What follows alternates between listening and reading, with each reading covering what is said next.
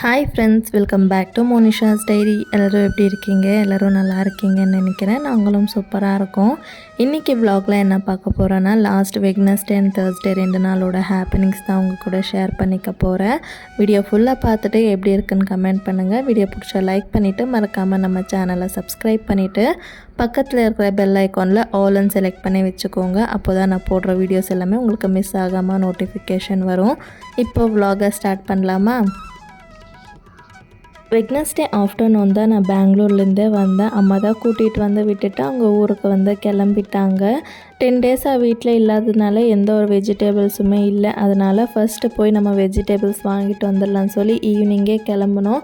செம்ம மழைன்றதுனால லேட் ஆகிடுச்சு. மழை ஸ்டாப் ஆன பிறகு ஒரு 7 o'clock போல் தான் நாங்கள் கடைக்கு போயிட்டு ஃபஸ்ட்டு வீட்டுக்கு தேவையான வெஜிடபிள்ஸ் எல்லாமே வாங்கிட்டோம். பாப்பா எனக்கு இந்த வெஜிடபிள் வேணும், நாளைக்கு பாக்ஸுக்கு அது செஞ்சு கொடு, இது செஞ்சு கொடுன்னு சொல்லி அங்கே பெரிய லிஸ்ட்டே சொல்லிகிட்டு இருந்தேன். சரிம்மா, உனக்கு என்னென்ன வேணுமோ எடுத்துக்கோ, நான் செஞ்சு கொடுக்குறேன்னு சொல்லிவிட்டு வெஜிடபிள்ஸ் எல்லாம் வாங்கி முடிச்சுட்டு பக்கத்தில் இருக்கிற ஒரு ஃபேன்சி ஸ்டோருக்கு தான் போயிருந்தோம். பாப்பாவை ஸ்கூலுக்கு அனுப்புறதுக்கு பேசிக்கான ஸ்டேஷ்னரி ஐட்டம்ஸ் எல்லாம் வாங்க வேண்டியது இருந்துச்சு. அதனால் சரி போய் வாங்கலான்னு போனால் அங்கே இப்போ ஸ்கூல் ரீஓப்பன்ன்றதுனால எல்லாம் நியூ ஐட்டம்ஸ் வாங்கிட்டு வந்து முன்னாடியே வச்சுருந்தாங்க. அதெல்லாமே பார்த்ததும் பாப்பா ரொம்ப எக்ஸைட் ஆகிட்டா.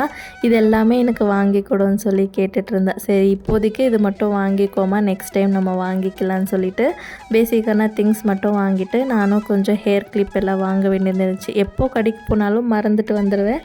இன்றைக்கி போனதுனால சரின்ட்டு அதுவுமே வாங்கிட்டு அங்கேருந்த எல்லா கலெக்ஷன்ஸும் பார்த்துட்டு இருந்தேன். ரொம்ப நல்லா இருந்துச்சு. அண்ட் இப்போது பாப்பாவுக்கு ஸ்கூலில் அவங்களே lunch bag and school bag கொடுத்துருக்காங்க.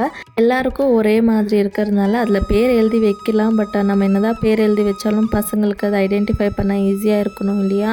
அதனாலேயே சரி ஒரு கீ செயின் போட்டு விடலான்னு சொல்லிட்டு கீ செயின் தான் பார்த்துட்டு இருந்தேன். அந்த கேப்பில் தம்பி பாருங்க அவங்க அப்பா கூட விளையாடிட்டு இருந்தா. குளிருக்கு அவனை ஃபுல்லாக பேக் பண்ணி தான் கூட்டிகிட்டு போயிருந்தேன். கீ செயின் பார்த்ததுல எனக்கு எதுவுமே அவ்வளோவா பிடிக்கல. எல்லாமே இந்த வண்டிக்கு போடுற மாதிரி கீ செயின் இருந்துச்சு. அதுக்கப்புறமா ஒரு சில பார்பி பொம்மைகள் எல்லாமே இருந்துச்சு. சரி இந்த மாதிரி டாய்ஸ் எல்லாம் வேணான்ட்டு அங்கே ஒயிட் கலர் ஒரு டெடி பியர் மாதிரி இருக்கு இல்லையா, அந்த ஒரு குட்டி கீ செயின் தான் வாங்கி கொடுத்துருந்தேன். ஸோ இப்போது அவள் போட்டதுமே அவள் ஈஸியாக அவளோட பேக் வந்து ஐடென்டிஃபை பண்ணிவிட்டு கொண்டு வரா. சரின்னு சொல்லிட்டு அது எல்லாமே வாங்கிட்டு அங்கேருந்து வர்றதுக்குள்ளேயே டைம் ஆல்மோஸ்ட் ஒரு 8:30 கிட்ட ஆகிடுச்சு. இனிமேல் நான் எப்போ போய் சமைச்சு சாப்பிட்றதுன்னு சொல்லிட்டு ஹஸ்பண்ட் இங்கேயே ஹோட்டலில் போய் நம்ம சாப்பிட்டுட்டு போயிடலான்னு சொல்லி போயிருந்தோம். ரோடு எக்ஸ்டெண்ட் பண்ணுறதுக்காக ஒர்க் வந்து போயிட்டு இருந்துச்சா. ரோடு ஃபுல்லு டிராஃபிக்கு, நமக்கு நடந்து போகிறதுக்கும் இடம் இருக்காது. மழை வந்து அங்கங்கே சீராக இருந்துச்சு. சரின்னு சொல்லிட்டு கொஞ்சம் சைட்லேயே போய் ஹோட்டலுக்குள்ளே போயாச்சு. போனதுமே அப்பாவும் பொண்ணு பரோட்டா ஆர்டர் பண்ணியிருந்தாங்க. நான் வந்து எக் ரைஸ் தான் ஆர்டர் பண்ணியிருந்தேன். அப்பா எப்படி பண்ணுறாங்களோ அதை பார்த்து காப்பி பண்ண அவளையும் பரோட்டா பிச்சு போட ட்ரை பண்ணிகிட்டு இருந்தா. அதுக்கப்புறமா அவங்க அப்பாவே நீட்டாக எல்லாம் பிச்சு கொடுத்தாங்க. அவ்வளோ சூப்பராக சாப்பிட ஸ்டார்ட் பண்ணிட்டா. அதுக்கப்புறமா தான் எனக்கு எக் ரைஸ் வந்துச்சு. நானுமே சாப்பிட்டேன். இந்த பையனை வச்சுட்டு சாப்பிட்றதுக்குள்ளே எனக்கு போதும்னு ஆயிடுச்சுங்க. ஒன்று வந்து அவன் ரைஸ் எடுக்க வரான், இல்லைனா அந்த இலையை வந்து பிச்சு கீழே தள்ளி விடுறதுக்கு பார்க்குறான். இந்த குழந்தைங்களை வச்சுட்டு ஹோட்டலுக்கு இனிமேல் போகவே கூடாதுன்னு அளவுக்கு அவன் என்னை யோசிக்க வச்சுட்டான். நான் எப்போவும் பார்சல் வாங்கிட்டு வந்து வீட்டில் தான் சாப்பிடுவோம். சரி எப்போ போய் பார்சல் வாங்கிட்டு போகிறது, நம்ம இங்கேயே சாப்பிட்டு போயிடலான்னு தான் போனோம். சாப்பிட்டு வரதுக்குள்ளே எனக்கு போதும்னு ஆயிடுச்சு. சாப்பிட்டுட்டு வீட்டுக்கு வந்து அன்றைக்கி நைட்டு வெஜிடபிள்ஸ் எல்லாமே எடுத்து வச்சுட்டு நல்லா படுத்து தூங்கியாச்சு. நெக்ஸ்ட் டே மார்னிங் 6:30 எல்லாமே எழுந்திரிச்சிட்டேன். இப்போ எல்லாம் 5:30 எல்லாமே ரொம்ப சூப்பராக வெளிச்சம் வந்துடுது இல்லையா? 6:30 அவ்வளோ சூப்பராக இருந்துச்சு வெளியே வியூ பார்க்குறதுக்கு.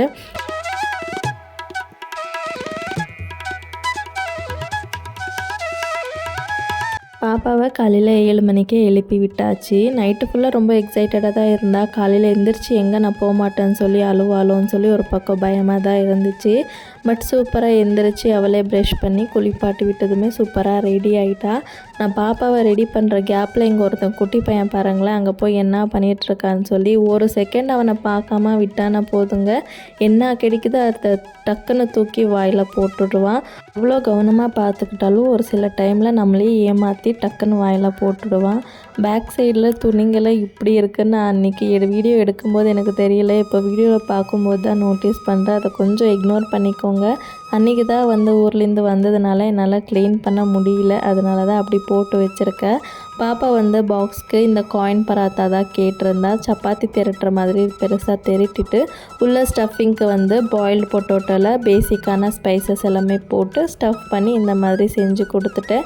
ஸ்நாக்ஸ்க்கு ஆப்பிள் தான் வச்சு பேக் பண்ணி கொடுத்தேன். அவளும் சூப்பராக கொண்டு போனால் ரொம்ப ஹாப்பியாக இங்கேருந்து கிளம்புனா. ஃபஸ்ட் டேன்றதுனால வேனில் அனுப்பலை, நான் அவங்களே கூட்டிகிட்டு போய் விட்டுட்டு வரலான்னு சொல்லிட்டு ஹஸ்பண்டும் நான் பாப்பாவை ஸ்கூலில் ட்ராப் பண்ணிவிட்டு அப்படியே ஆஃபீஸ்க்கு கிளம்புறேன்னு சொல்லிட்டு அவரும் கையோட சீக்கிரமாக ரெடி ஆகிட்டார்.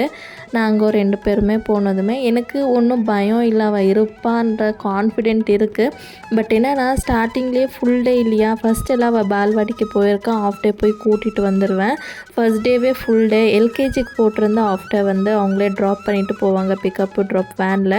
யூகேஜின்றதுனால ஸோ ஃபுல் டே தான் இருக்கும் ஸ்கூலு. உங்களுக்கு வேணும்னா ஆஃப்டர்நூன் வந்து பிக்கப் பண்ணிவிட்டு போகலான்னு சொல்லியிருந்தாங்க. நான் இங்கேருந்து தம்பியை தூக்கிட்டு ஸ்கூலுக்கு போய் கூட்டிகிட்டு வர முடியாதுன்றதுனால சரி ஃபுல் டேவே வரட்டும்னு சொல்லி லஞ்ச் எல்லாமே பேக் பண்ணி கொடுத்து விட்டேன். லஞ்சு சாப்பிடுவாளான்றது தான் எனக்கு கொஞ்சம் பயமாக இருந்துச்சு. ஏன்னா அவள் வீட்டில் நான் ஊட்டி விட்டால் தான் சாப்பிடுவா, இல்லைன்னா சாப்பிடவே மாட்டான். அது மட்டும்தான் எனக்கு கொஞ்சம் பயமாக இருந்துச்சு. அங்கே போனதுமே ஃபஸ்ட்டு கோயிலுக்கு போயிட்டு சாமியெல்லாம் கும்பிட்டுட்டு அதுக்கப்புறமா ஸ்கூலுக்கு கூட்டிகிட்டு போனோம். எனக்கு கொஞ்சம் ஒரு மாதிரி மிக்ஸ்டு எமோஷனாக தான் இருந்துச்சு. பட் கடைசியில் அவங்க அப்பா அழுதுட்டாங்க. பொண்ணு ஸ்கூலுக்கு போகிறத பார்த்து என்ன பண்ணுவாளோ என்னவோ, சாப்பிடுவாளோ இல்லையோன்னு சொல்லிட்டு அவர் புலம்பிகிட்டே தான் அன்றைக்கி ஆஃபீஸ்க்கு வந்து போனாங்க. அன்றைக்கி டே எனக்கும் ஒரு மாதிரி டல்லாக தான் இருந்துச்சு. இதான் சொல்கிறேனே, பசங்க வந்து நம்ம கூடவே இருக்கும்போது இவங்க ஸ்கூலுக்கு போனால் போதும்டா, எவ்வளோ டார்ச்சர் பண்ணுறாங்கன்னு தோணும். பசங்க இல்லாமல் அவங்க ஸ்கூலுக்கு போயிட்டாங்கன்னா ரொம்ப போர் அடிக்கும், ஒரு மாதிரி சேடாக இருக்கும், அதை சொல்லவே முடியாது. ஸோ நாங்கள் போனதுமே அங்கே ப்ரேயர் நடந்துகிட்டு போய் கொஞ்சம் நேரம் வெயிட் பண்ண பிறகு அவங்க கிளாஸ் டீச்சர் வந்த பிறகு அவங்கக்கிட்ட சொல்லிவிட்டு கொஞ்சம் அவள் சாப்பிட மாட்டா, கொஞ்சம் பார்த்துக்கோங்க எல்லாம் சொல்லிவிட்டு வேன் அட்ரஸ் எல்லாம் பேசிட்டு வரதுக்குள்ளே ஆல்மோஸ்ட் டைம் வந்து ஒரு 9:30 கிட்ட ஆகிடுச்சு. பாப்பா ரொம்ப ஹாப்பியாக போனால்.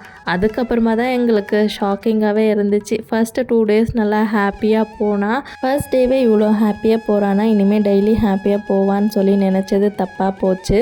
Thursday Friday நார்மலாக போனால், சாட்டர்டே சண்டே லீவ் இருந்துச்சு. நெக்ஸ்ட் மண்டே ஆரம்பிச்சுதுங்க புது டாஸ்க்கு. எந்திரிச்ச உடனே அழுக ஸ்டார்ட் பண்ணுறான்னா போகிற வரைக்கும் அழுதுகிட்டே தான் இருக்கிறா. இன்னுமே அது வந்து ஸ்டாப் ஆகலை. உங்கள் வீட்டில் குட்டீஸும் இப்படி பண்ணுறாங்களா? நீங்கள் அதை எப்படி ஹேண்டில் பண்ணுறீங்கன்னா டிப்ஸ் ஏதாவது தெரிஞ்சால் தயவு செஞ்சு கமெண்ட் பண்ணுங்கள். ஸோ தட் எனக்கும் யூஸ்ஃபுல்லாக இருக்கும். அண்ட் நம்ம வந்து வீடியோட கடைசிக்கும் வந்தாச்சு. வீடியோ ஃபுல்லாக பார்த்ததுக்கு தேங்க்யூ ஸோ மச். வீடியோ பிடிச்ச லைக் பண்ணிவிட்டு மறக்காமல் சேனலை சப்ஸ்கிரைப் பண்ணிக்கோங்க.